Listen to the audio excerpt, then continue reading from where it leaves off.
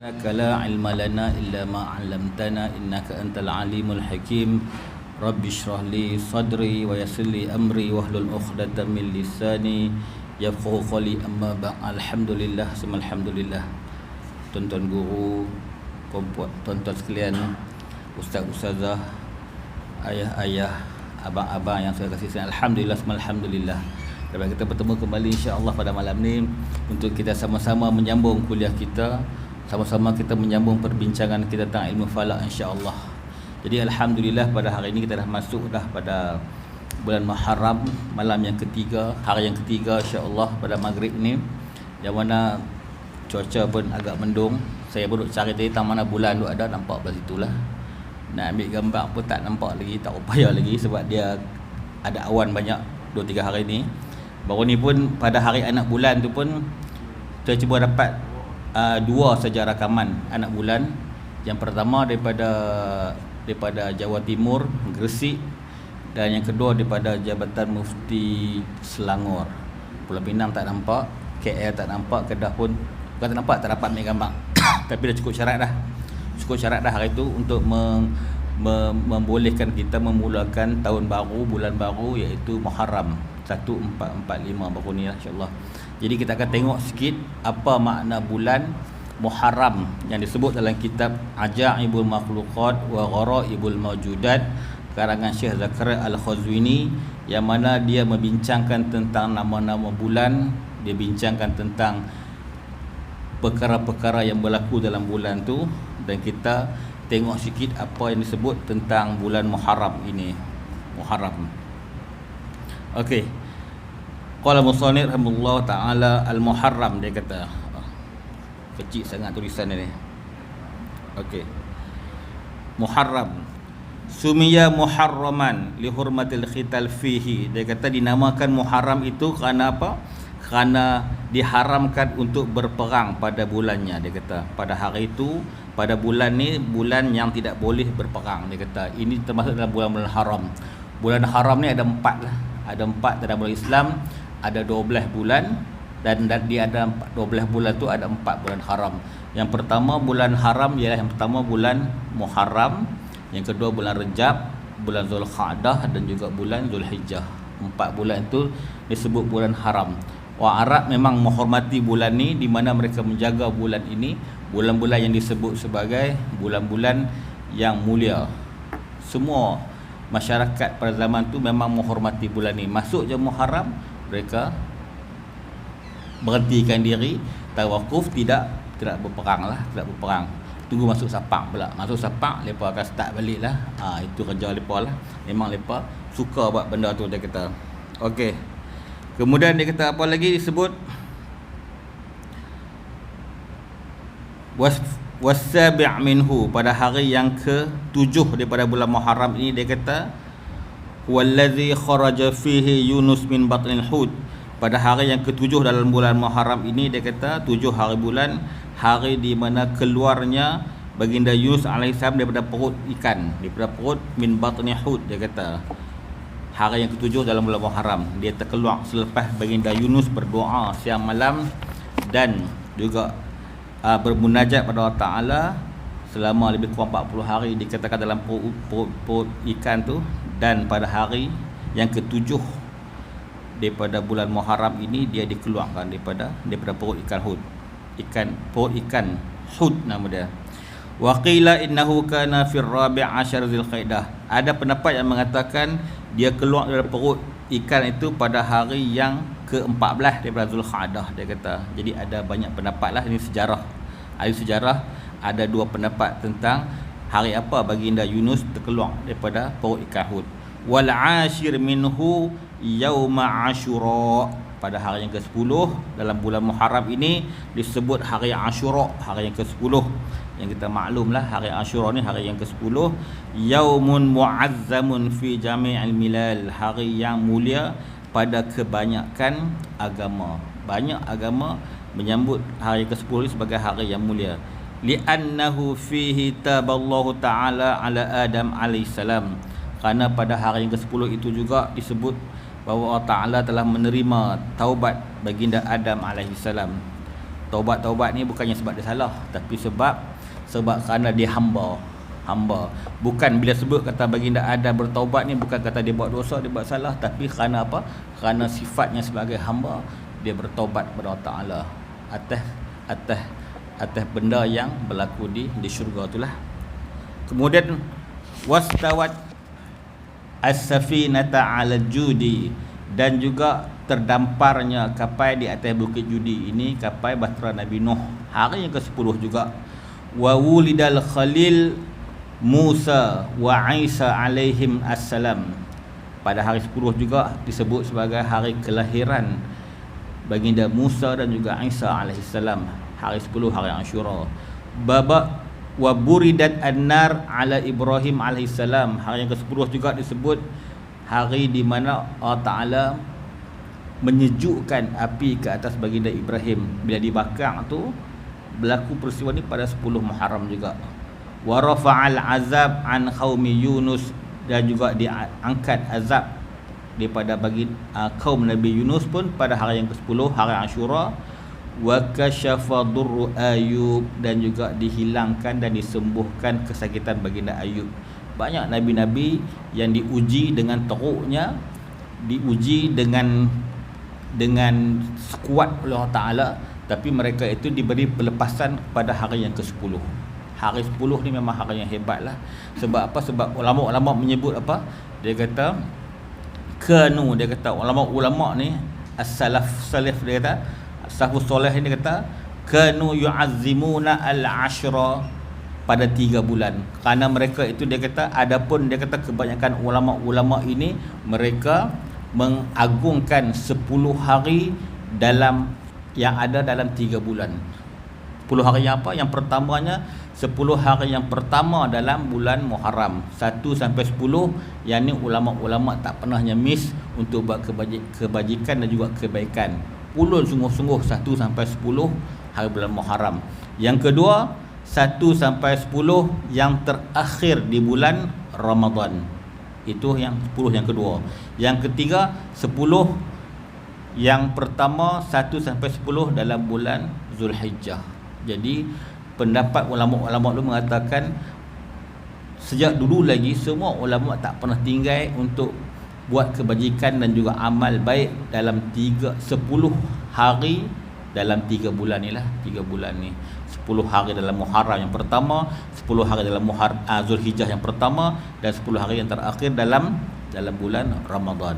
Itu kelebihan yang ada dalam bulan-bulan 10. Kerana apa? Kerana disebut sebagai hari-hari yang hebat, yang untuk kita ambil peluang dan juga peranan untuk kita mendekatkan diri dengan Allah Ta'ala. Warada ala Ya'qub basaruhu, pada hari Ashura juga dikembalikan penglihatan baginda Yaqub alaihissalam. Wa akhraja Yusuf minal jub, wa ukhrija Yusufa minal jub, dikeluarkan baginda Yusuf daripada perigi di mana peristiwa dia dengan adik-beradik dia dijatuhkan dalam perigi itu. Dan hari Ashura 10 juga, hari Ashura juga dia dikeluarkan, dijumpa oleh orang-orang yang bermusafir pada ketika itu. Ini benda-benda yang berlaku pada hari yang ke-10. Banyak lagi ni yang dia sebut ni. Wa a'ta Sulaiman mulkahu, dan diberi kepada baginda Sulaiman kekuasaan kerajaan dia pada hari yang ke-10 juga hari Ashura. Wa ujiba Zakaria hina istauhaba Yahya, dan juga dimakbulkan doa baginda Zakaria ketika mana dia minta anak, itu baginda Yahya. Wa huwa yaumuz zinah allazi ghalaba fi Musa as-sahrah, dia kata hari-hari kebesaran di mana dia kata ghuliba fihi Musa, di mana baginda Musa telah mengalahkan ahli sihir juga pada hari Ashura. Dia kata walamma khadama an-nabi sallallahu alaihi wasallam al-madinata wajada yahudiyan yasumuna Ashura fa as'aluhum an zalika faqalu, dan ketika mana baginda alaihissalam sampai ke Madinah, baginda mendapati bahawa orang Yahudi juga berpuasa pada hari Ashura. Fa sa'aluhum an zalik, Nabi tanya kat mereka innahul yaumul ladzi ghuriqa fihi fir'aun wa qaumuh. Dia kata, orang Yahudi kata pada hari ini, dia kata hari di mana Fir'aun dikalahkan. Dia kata wa naja Musa min wa man ma'ahu, dan juga diberi kemenangan kepada Musa, baginda Musa dan orang yang bersamanya. Faqala alaihi salatu wassalam, berkata baginda SAW, sabda baginda, ana ahaqqun bi Musa minhum, aku lebih layak untuk Musa daripada kamu. Fa amara bisaumi Asyura, dan bagi SAW pun mengarahkan ataupun menganjurkan kita untuk berpuasa sunat pada hari Asyura. Ini cerita hari Asyura lah. Hari Asyura yang nak main lagi berapa hari lagi lah. Jadi kita digalakkan berpuasa pada hari itu. Kemudian digalakkan juga berpuasa hari sebelumnya, hari Tasu'a, hari yang ke-9. Jadi minggu depan tuan-tuan, hari Khamis dengan hari Jumaat, ambillah, rebutlah 2 hari itu untuk cuba berpuasa. Bagi yang tak sakit, yang tak musafir, jadi kita cuba buatlah benda-benda yang bukan selalu main. Mudah-mudahan kita ada peluang untuk buatlah. Tak tentu Muharram yang tahun depan, tak tentu kita akan jumpa tak jumpa lagi kan. Jadi apa yang ada, peluang yang ada, Allah Ta'ala bagi kita cuba buat. Ambillah puasa-puasa yang hebat, yang hari dia hebat. Okey, sambung lagi. Saya kata apa? Wa kanal Islam. Dia kata wa ahli sunnah wal jamaah, dia kata ahli sunnah, dia kata yaz'amuna annal iktihal fi hadzal yawm mani'un minar ramdi fi tilka sanah. Dia kata, dan juga beberapa ahli sunnah mengatakan bahawa apa? Bahawa bercelak pada hari itu, dia kata pada hari 10 hari bulan itu, dia kata boleh mencegah daripada sakit mata untuk setahun. Dia kata wasadis asyarah minhu ja'alat al-qiblata li baitil muqaddis. Pada hari yang ke-16 dipindah Kaabah tu ke Baitul Maqdis, kemudian pindah balik ke Mekah. Wasabi' asyara minhu khudum ashabul fil. Hari yang ke-17 daripada bulan Muharram ini, dia kata masuk tentera-tentera bergajah. Fa arsalallahu alaihim taran ababil, dan Allah Ta'ala hantar pada mereka tentera-tentera ababil, tentera burung, untuk mengalahkan gajah yang ada pada tentera Abraha itulah. Jadi itu antara benda yang Syekh Zakaria Al-Khazwini catat dalam kitab Ajib tentang bulan Muharram. Bulan Muharram ni banyak benda yang disebut oleh ulama-ulama, dan juga hadis yang terdahulu, hadis-hadis menceritakan tentang kelebihan yang ada pada bulan Muharram, terutama Yaum Asyura. Jadi insya-Allah kita sama-samalah rebut peluang. Antara yang dicatatkan oleh ulama-ulama kita, banyak benda-benda yang berlaku dalam bulan Muharram. Terutamanya dia kata apa? Terutamanya ada tulisan tangan Tuan Guru Haji Ali bin Tuan Guru Haji Ahmad bin Tuan Husain Kedah Al-Bajari.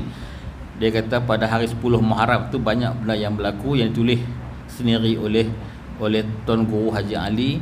Yang pertama, dia kata pendaratan bahtera Nabi Allah Nuh AS, sama dengan Syekh kita sebut. Kemudian hari itu juga mulai hujan turun ke bumi. Itu 10 hari bulan Muharram. Sayyidina Adam turun ke bumi daripada syurga pun hari yang sama. Keempat, diterima taubat Allah Ta'ala akan Nabi Adam AS. Kelima, sembuh penyakit Nabi Ayub AS. Keenam, diterima taubat Nabi Daud AS. Ketujuh, keluar Nabi Yunus AS dari perut ikan. Kelapan, dilahirkan Nabi Ibrahim AS.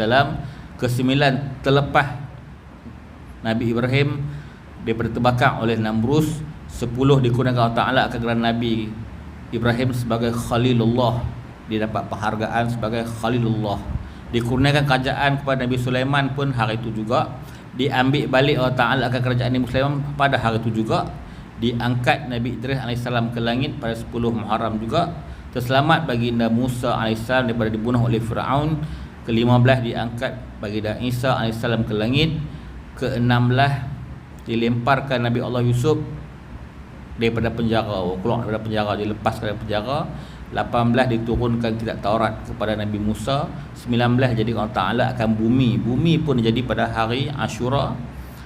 dan 20 dijadikan Nabi Adam AS dan jadikan qalam dan malaikat Saidina Jibril alaihi salatu wassalam, dikembalikan penglihatan baginda Yakub.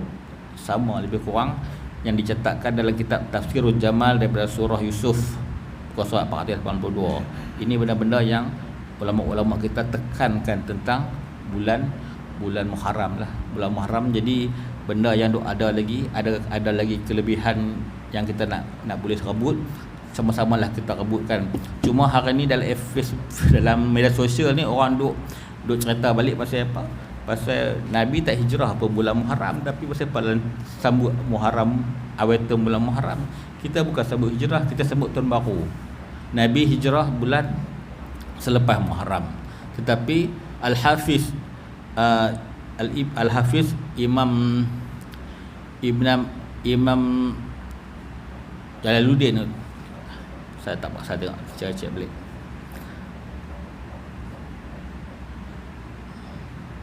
Disebutkan oleh ulama-ulama, dia kata Imam Ibn Hajar Asqalani, dia kata mengatakan bukanlah kita mengatakan Muharram itu bulan Nabi hijrah, tetapi kita mengambil keazaman. Dia kata bermulanya keazaman Nabi untuk berhijrah itu pada bulan Muharram, dan benda tu berlaku berturutan sampailah berlakunya hijrah yang sebenar.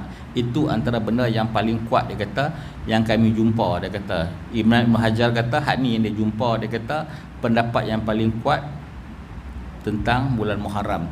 Bulan Muharram ni dipilih untuk jadi tahun pertama umat Islam oleh Saidina Umar Al-Khattab. Jadi banyak benda lah yang dibincangkan oleh para sahabat, tapi tarikh hijrah, tahun hijrah Nabi itu dijadikan sebagai tahun pertama permulaan untuk jadi tahun permulaan tahun Islam, orang Islam.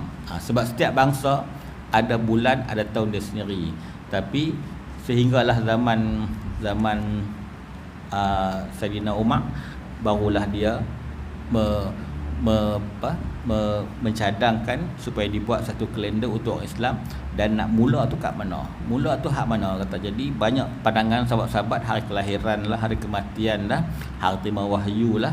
Tapi tahun hijrah tu juga, berhijrah itu juga yang dipilih untuk permulaan sebagai tahun Islam. Wallahu a'lam bishawab. Hak tu macam-macam lah hari ni nak menghangatkan di media sosial ni, macam-macam lah. Orang nak sibuk pilihan kayu, dia perlu sabut pakai benda tu pula kan. Tapi benda tu dah lama dah, tak payah fikir lah benda tu. Okey, kita kembali kepada pengajian kita, insya-Allah. Tajuk yang kita nak bawa pada malam ni ialah tajuk pengaruh matahari. Kita tahu matahari merupakan satu bintang yang besar berbanding dengan bumi dan juga planet-planet yang ada sekitar kita, walaupun dia agak kecil berbanding dengan bintang-bintang yang ada jauh daripada kita di galaksi lain.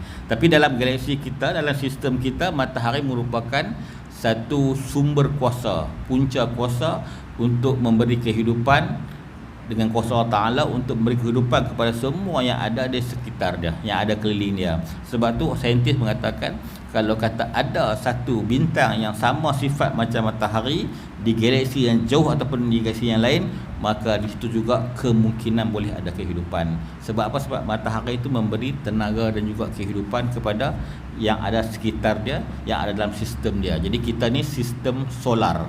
Sistem solar kita ada planet, ada matahari, ada bulan. Jadi matahari ini disebut dalam tulisan Syekh Zakaria ini tentang khawas, faslun fi khawasi syamsi, bab pada menyatakan kelebihan matahari. Dia kata wa ajibu ta'siruha fil uluwiyat was sufliyat, dan juga keajaiban pengaruh dia kepada uluwiyat, benda-benda yang di atas, dan sufliyat, benda-benda yang di bawah. Jadi makna kata matahari ni ada kesan dia, ada pengaruh dia ke atas benda yang di atas kita, juga ada yang di bawah. Makna kata dia boleh beri kesan kepada benda-benda yang ada dalam sistem dia. Berkata Syekh Zakaria Al-Khazwini, dia kata apa? Amal fil uluwiyat, adapun kesan dan juga pengaruh dia kepada benda-benda yang tinggi, dia kata benda-benda yang di atas. Fa ikhfa'uha jami'al kawakib, dia dapat melindung dan juga menyembunyikan ke semua bintang-bintang. Makna kata bila dia ada dekat langit, dia akan menutup, menyembunyikan semua bintang yang ada. Sebab tu bila siang hari, walaupun kadang-kadang siang nampak juga bulan, hari-hari yang di hujung-hujung bulan tu, matahari, bulan naik lambat, kita boleh nampak. Kalau langit biru, nampak bulan ada seketui. Tapi bila matahari selepas waktu duha je, dia akan hilang. Sebab apa? Sebab cahaya matahari akan menutup semua objek-objek yang ada di sebelah atas. Likamali syu'aiha, kerana kesempurnaan dia punya pancaran dan juga serakan cahayanya. Itu yang pertama. Bila matahari ada, dia akan tutup semua kawakib, bintang-bintang yang ada. Wa i'ta'uha lil khamar an-nura, dan juga dia memberi kepada bulan cahaya. Itu kerja dia yang kedua. Yang pertama, yang di atas tu dia boleh tutup semua bintang-bintang yang ada kat langit, planet-planet yang ada kat langit. Yang kedua, dia memberi kepada bulan itu cahaya. Itu kerja dia untuk di atas. Okey. Apa pula kesan dia kepada kita yang ada di bumi? Iza asyraqat 'alal ma'i sa'udat minhu abkhurah bisababis suqunah. Apabila dia memancar ke atas air, yakni air laut, sa'udat minhu abkhurah, naiklah daripadanya itu abkhurah, wak-wak air. Dia kata bisababis suqunah, disebabkan kelembapan. Dia kata fa iza balaghal bukhar ilal hawa'il barid takashafa minal bardi wan akhada sahaba. Dia kata apabila dia naik ke langit, naik ke atas, dia kata wap-wap itu, dan bertemu dengan satu kawasan al-hawa'ul barid, jumpa dengan kawasan yang sejuk. Dia kata takashafa minhul bardi wan qa'ada sahaban, dan dia menjadi awan. Ni ayat tuan-tuan belajar geografi lah. Geografi darjah 3 dulu kita ni. Lama dah dia belajar ni, tapi Pak Arab ni cerita dalam bahasa Arab. Baca punya susah. Rupanya Habab kata matahari tu bila dia memancar ke atas laut, daripada laut tu dia akan naik wap-wap, berjumpa dengan hak sejuk dekat atas tu, kemudian dia akan terbentuknya awan. Nak cerita tu je. Jadi ini proses pengaruh terhadap air laut, awan dan juga hujan. Dia gui sekali. Summa tadhhaba bihir riyah, kemudian ditolak awan-awan itu dengan angin. Ilal amakin al-ba'idah minal bihar, ditolak jauh daripada laut. Dia kata fayanzilu mataran yuhyillahi bihil arda ba'da mautiha, dan turunlah hujan di mana Allah Ta'ala menghidupkan dengan hujan itu bumi yang mati. Jadi makna kata proses nak jadikan hujan ni kena ada matahari yang panas. Sebab tu kadang-kadang kita kalau pagi tu rasa panas sangat, rasa panas lit-lit sangat, tengah hari ke pagi ke, sehari petang dan malam insya-Allah kita akan ada hujan. Sebab apa? Sebab lagi panas matahari itu memancar ke atas air laut, lagi banyak wap yang akan naik ke atas langit, dan lagi banyak terbentuknya awan, lagi banyak peluang untuk kita mendapat hujan. Itu proses untuk mendapatkan hujan. Punca dia apa dah? Punca dia matahari. Kena ada matahari. Kalau matahari tak memancar ke atas air laut, tak akan jadi awan, tak akan jadi wap-wap air, tak akan jadi hujan. Jadi proses ni banyak benda. Angin pun terlibat. Maknanya awan terbentuk di laut. Di laut, kemudian Allah Ta'ala hantar angin untuk tolak awan tu ke kawasan yang dikehendaki. Allah Ta'ala nak hantar kat mana? Nak hantar Bukit Bertajam ke, nak hantar Kepala Batas ke, nak hantar ke Jawi ke, itu angin akan tolak sampai ke sana. Kadang-kadang kita duduk belah bagan pun tak hujan. Pasal apa? Walaupun kita dekat dengan laut, awan jadi dekat daripada laut, dalam laut, tengah laut, tapi tak hujan sebab angin Allah Ta'ala perintahkan untuk hantar sampai ke baling sana, baling pula hujan kan. Jadi kita duk harap siapa tak hujan kat kita kan. Itu kuasa Allah Taala. Setiap detik, setiap tempat Allah Taala ada justifikasi yang sendiri. Sebab tu ulama-ulama ada menyebut, dia kata apa, kalau nak tahu tempat kita itu tempat yang dirahmati, tempat yang kita Allah Taala suka dengan tempat tu, dia ada 3 keadaan, 3 petanda dia. Kalau nak tahu qaryah kita, kampung kita, taman kita Allah Taala berkat. Yang pertama apa dia kata? Yang pertama hujan sebelah malam. Hujan belah malam. Jadi hujan belah malam itu indikator yang pertama. Yang kedua, matahari terbit belah pagi tanpa ada gangguan awan dan juga jerebu. Malam hujan, pagi esok tu matahari naik dengan cerahnya. Yang ketiga, kedengaran kilat dan guruh sayup-sayup jauh-jauh daripada tempat kita. Kalau kita dengar kilat tu, guruh dekat bunyi, makna kata kilat pun dekat dengan kita. Kita tahu kilat ni Allah Ta'ala buat untuk apa? Allah Ta'ala buat kilat ni untuk khaufan wa tama'an, untuk kita takut dan juga kita berharap dengan Allah Ta'ala. Itu tujuan dijadikan guruh dan juga kilat. Tapi kalau kita dengar jauh-jauh je, dengar sayu-sayu, guru-guru berhujung sana, makna kata kita alhamdulillah kita jauh daripada kilat yang berbahaya itu. Kalau dengar dekat saja, tak kita tengoklah, kadang-kadang kilat boleh meletup, boleh tembak sampai kaki 5 rumah kita ataupun surau kita. Itu yang kita cuba elakkan. Jadi hujan sebelah malam, ayat hujan dah masuk ke dalam tanah. Pagi esok akan ada matahari yang cerah memancar ke tanah untuk membentuk gali-galian yang ada.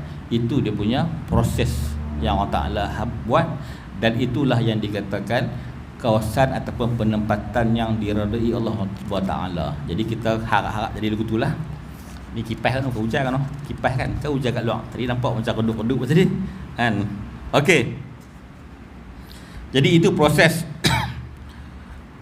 Okey, diturunkan hujan ba'da mautiha wa tuzharu minhul anhar wal uyun.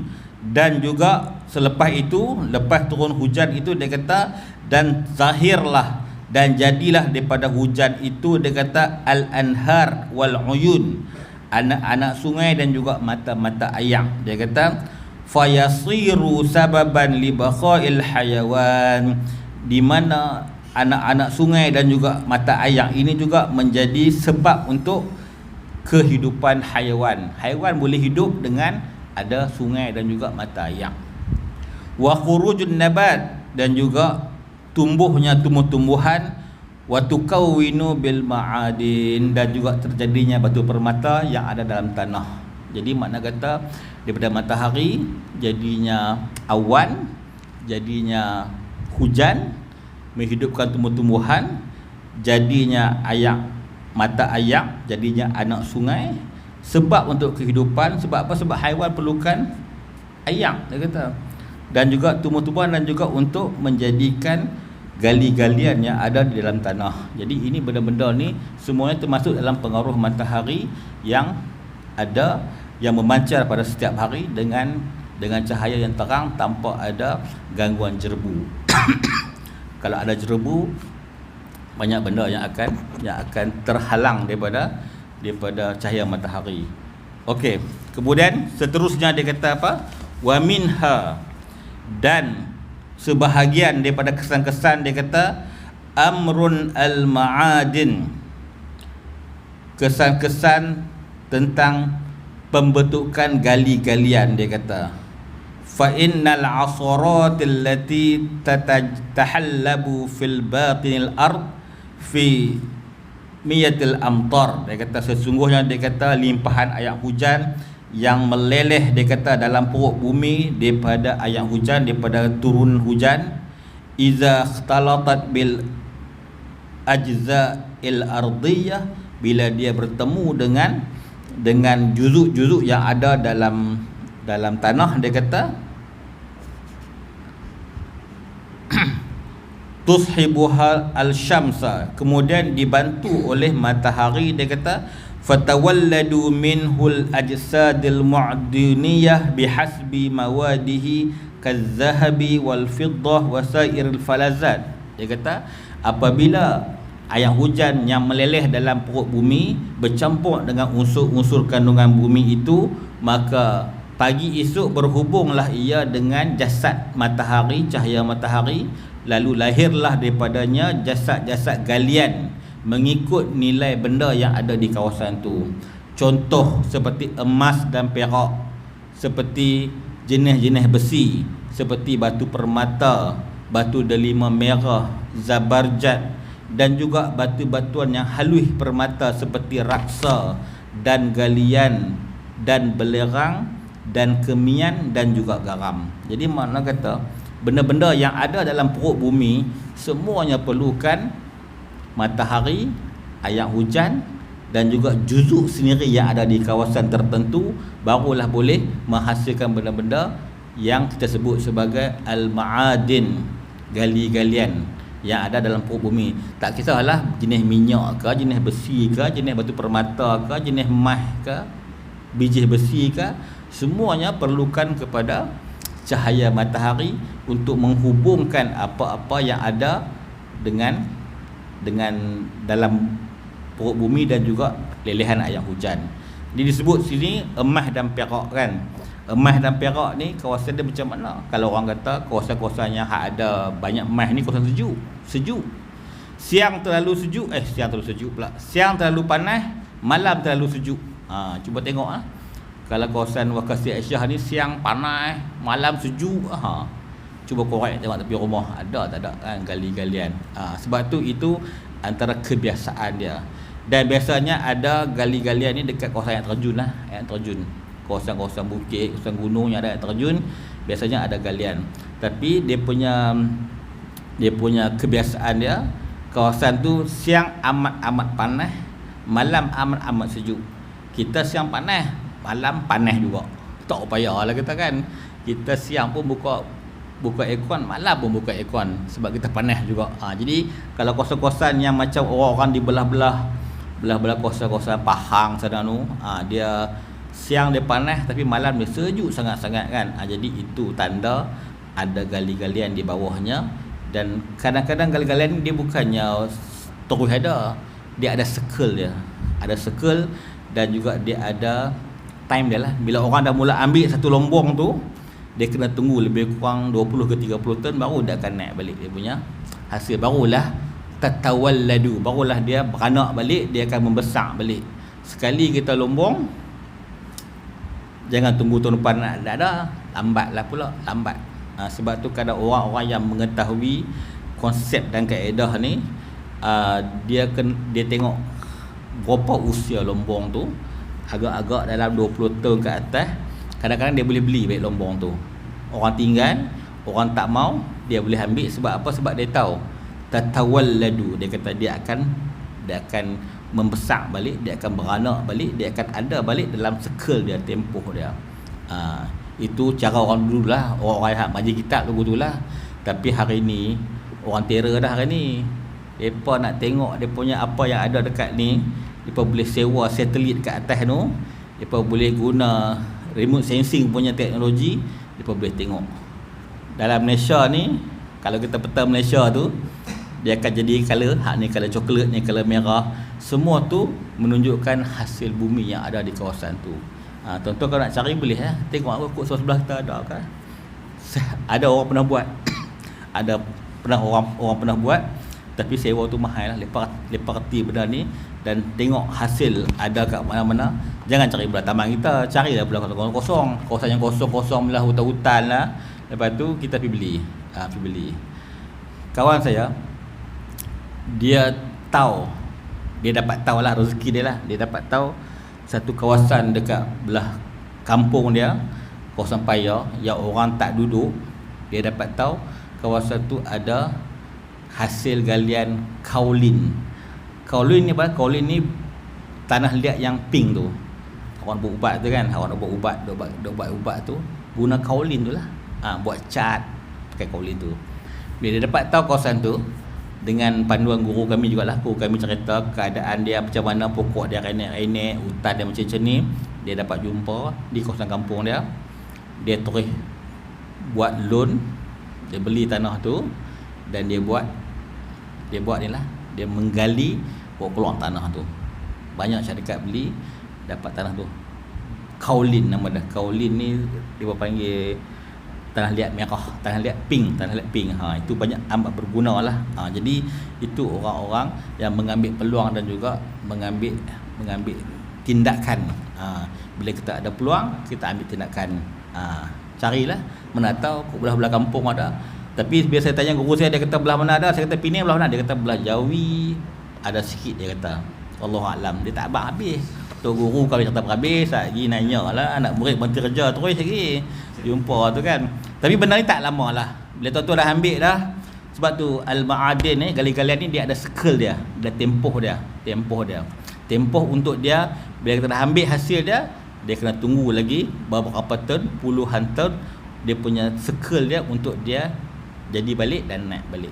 Sebab tu kadang-kadang orang cari emas, dia kena tunggu lama. Sebab apa? Sebab bila dah habis satu part tu, nak membesar balik, nak tawalladu balik tu lambat, dia kena cari talim pula lah, korek talim pula. Itu antara benda-benda yang terlibat, dia kata.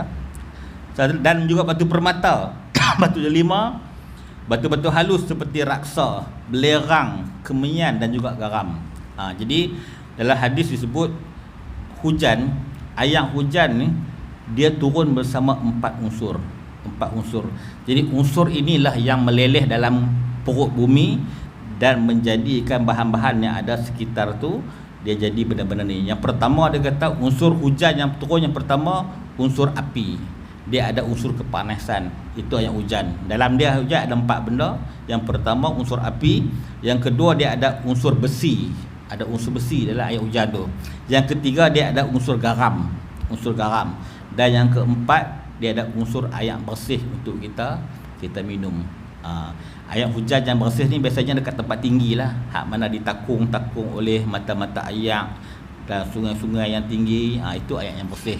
Hak turun ke bawah ni semua ni air yang kurang sesuai untuk minum. Hak ni air untuk basuh, air untuk guna hak lain. Hak nak minum tu kita ambil air yang di tempat yang tinggi. Sebab tu air minum ni orang ambil di tempat yang tinggi. Mai air apa? Alpine, pergunungan Alps. Air hak duk atas. Hak korek dalam bawah ni kurang sikit dia punya kualiti dia. Air yang raja-raja makan air apa? Evian tu pun hak mana hak mai daripada kawasan tanah tinggi lah. Belah Swiss semua tu hak tu yang mai tu hak mahal tu. Boleh tengoklah hak RO biasa kan, mineral water kan, itu beza dia. Air hak minum, air hak tinggi. Di sana terjadinya anak-anak sungai dan juga mata-mata air. Dan juga unsur garam. Garam sini dalam bab galian ni, garam ni ialah garam bukit. Garam bukit yang ada di kawasan mata-mata air yang di atas gunung ataupun bukit yang tinggi, dia kata. Ini tempat-tempat dia lah. Kata guru saya, dia kata kalau nak tahu jenis haiwan yang ada di sekitar kawasan tu, tengoklah warna garam bukit yang ada kawasan tu. Kadang-kadang warna garam bukit ni dia kadang-kadang dia warna pink muda, ada yang pink tua lagi. Jadi tengok warna. Orang-orang yang biasa duduk lautan, biasa masuk hutan, dia bila jumpa kawasan yang ada garam bukit, dia boleh tahu bahawa kawasan ni ada haiwan apa. Sebab apa? Sebab tengok warna saja. Kalau warna macam ni, hak jenis hak duk mai jilat garam tu, jenis-jenis kijang, rusa, hak jenis tu. Kalau tengok warna yang macam lain sikit, ini jenis hak ganas sikit, hak jenis harimau, jenis beruang mai. Sebab apa? Sebab garam bukit ni merupakan ubat untuk haiwan-haiwan yang cedera dan juga sakit. Ketika mana mereka nak cari Panadol, kita ni kalau sakit kepala cari Panadol, mereka tak ada Panadol. Jadi mereka akan cari garam bukit, mereka akan pi jilat garam bukit tu, dan itu akan merubah warna garam yang ada di kawasan tu. Dan kita boleh tahulah, kata itu rupanya ada haiwan jenis macam ni. Itu dia punya kaedah dia. Jadi orang dulu memang hebat. Mereka boleh tahu kawasan ni ada haiwan jenis apa. Kita hari senang je, kalau tengok National Geographic dia letak kamera, tengok haiwan lalu kan. Tapi syok juga kadang-kadang tengok kan, natang tengok dalam tu. Kadang-kadang di Malaysia pun ada, kita punya pehitan pasang, boleh tengok kan. Nak jumpa hantu pun tentu jugalah, kadang-kadang nampak hantu lalu kan. Kadang-kadang kita tengok haiwan je, haiwan ni jumpa. Di situ saya tengok, hari tu saya tengok satu dokumentari tu, macam mana dia boleh tahu bilangan rimau bintang, rimau belang yang ada di Malaysia pupus setakat mana, kita boleh tahu. Jadi hari ni lah kaedah yang terkini lah. Tapi orang tua dulu dia tak ada kamera, tak ada CCTV, dia tak ada GoPro apa lagi. Jadi dia kena tengok apa yang ada dekat alam. Kalau alam tu menunjuk macam ni, kawasan ni ada apa, kawasan apa, kawasan apa. Kalau kita mata ayak dia macam ni, kalau garang bukit dia macam ni, dia ada kehidupan dia macam mana. Itu menjadi penentu kepada apa yang ada kat situ lah. Okey, belerang, raksa, merkuri pun boleh terbentuk dalam tanah dengan adanya lelehan air hujan yang bawa 4 unsur tadi, juga dengan pancaran cahaya matahari untuk merangsang dan juga membentuk tawalladu bihi al-ma'adin. Dia akan melahirkan gali-galian dan juga batu permata, belerang, kemian, semuanya terjadi pada proses yang ada oleh matahari dan juga air hujan. Okey, kita stop dulu sikit. Kita akan sambung bab haiwan sikit lah. Tuan-tuan pun baru korban saja, haiwan pun dah banyak yang terkorban.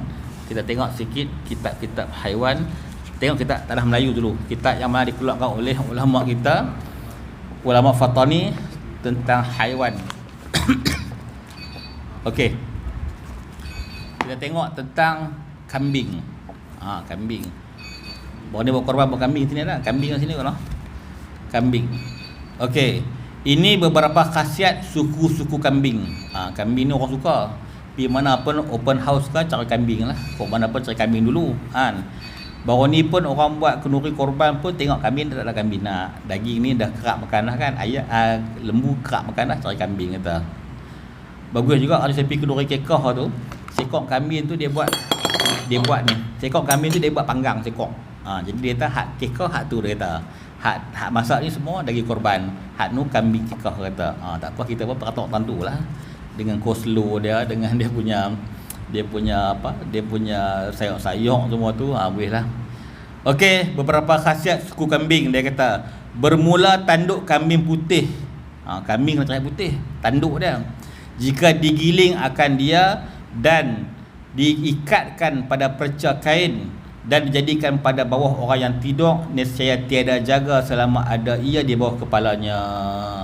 Kalau nak kena member tak mau bagi tak mau bagi jaga, cari ni, ambil tanduk kambing putih, giling bakar apa semua, buh dalam kain, buh bawah bantai kawan tu tak akan jaga. Ini khasiat dia lah. Kalau nak bagi penanya orang hak raja gad, pasang dia kata pakai tak jaga dia. Dan hempedu kambing jantan apabila dicabut bulu mata dan dibuat bercelak dengan dia, nescaya menegah ia daripada tumbuh bulu mata. Tak mau bulu mata pula, orang duk buat bulu mata palsu, dia tak mau. Dan hempedu kambing jantan dengan hempedu lembu betina, jika dicampurkan dia dan dilomok pada sumbu yang dibuat pada kapas yang lama dan dimasukkan ke dalam telinga yang tuli, nescaya hilang tulinya yang baharu, yakni pada telinga yang baru tuli. Ambil pedu kambing jantan baru ni. Kalau habaq sebelum korban senang lah kan, lepas kata kan boleh saya ambil kan, ambil sikit ambil empedu kambing jantan campur hak lembu betina pula. Buh dalam telinga. Ni hak baru tuli lah, hak pekak pada awal tak jadi lah. Hak tuli pada awal tak jadi, hak baru tuli. Duk berasa tak apa dengar kan, duk panggil buat tak tahu aja kawan-kawan kita. Kita ambil ni, kita buang telinga dia. Dan bermula dagingnya mempusakakan lupa, yakni pelupa yang tiada peringatan pada sesuatu dan menggerakkan penyakit sudah. Daging, banyak makan daging, dia kata sakit lupa pula. Wallahualam bisawab lah. Syekh ni tulis bermula darah kambing jantan, darah dia boleh menghancurkan batu berani juga dibakarkan jarum padanya dan dicelup dalam darah kambing jantan dan ditebuk dengan jarum itu akan telinga. Nescaya tiada tertutup telinga itu sekali-kali. Ni nak tebuk lubang telinga budak-budak ni pakai darah kambing jantan pula.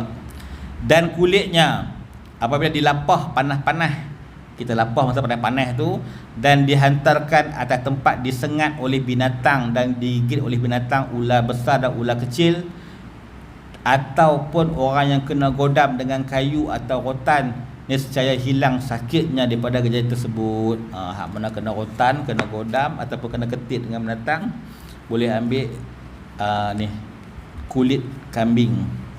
Dan susu kambing, susu dia bagus. Ubat daripada penyakit nawazil, ubat penyakit mata, penyakit katarak, dan mengelokkan warna kulit. Jika diminum dia istimewa, lebih-lebih lagi jika diminum dengan segera. Makna kata susu kambing ni dapat yang fresh terus minum. Umpama dia apa? Umpama dia susu lembu dengan susu kambing ni, umpama dia apa? Para kawan-kawan saya yang dan berubat herba ni, dia kata apa? Dia kata umpama dia macam mana bayi itu menghisap susu ibu dia. Ambil direct dan cepat. Dia kata kita dapat dulu masa teriak kecil-kecil dulu, bila orang tua saya dapat susu lembu, kita masak dulu kan. Masak dulu. Susu ibu dapat masak tak? Tak masak. Terus minum direct je. Ni Syekh kata bersegera, makna kata dapat tu terus minum kan. Kita tak tahulah hak kawan bawa motor tu kadang jual kat market tu, kita beli bawa balik rumah pun petik air dulu, lambat minum kan. Tapi dia kata bersegera, dia kata. Dan khasiat susu lembu, susu kambing ni diubatkan pada orang yang banyak lupa, diminumkan dia dengan segera, dan ia ubat balqam, ubat kahak. Orang yang lupa pun bagi minum susu kambing. Dan was-was, hak penyakit was-was ni pun kena bagi minum susu kambing tak? Hak mana kawan-kawan yang duk pelik-pelik fikir tu, dan sekalian fikir-fikir yang fasik, pemikiran yang karut-karut, dan mimpi yang jahat-jahat, dan membangkitkan syahwat jima'. Ni buat kuat pula. Macam-macam boleh jadi. Carilah susu kambing esok tu.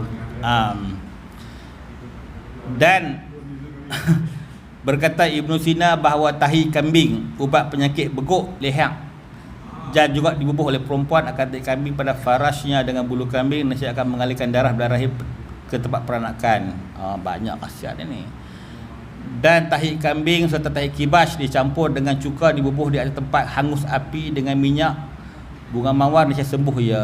Kalau kita kena terbakar, luka terbakar, kita ambil tahi kambing ataupun tahi kibas, campur sekali, kemudian bubuh tempat yang terbakar, itulah ubat untuk terbakar. Wallahu a'lam bisawab. Ini tetap tentang khasiat kambing yang ada dicatat oleh ulama Al-Fatani kita. Jadi mudah-mudahan ada manfaat untuk kita lah. Wallahu a'lam bisawab. Salah silap saya mohon maaf banyak-banyak. Saya tangguhkan dulu kuliah kita dengan tasbih kafarah dan suratul As. Subhanakallahumma wa bihamdika. Bismillahirrahmanirrahim. Wal 'asr innal insana lafi khusr. Shalihat wa tawassaw billah. Assalamualaikum warahmatullahi wabarakatuh.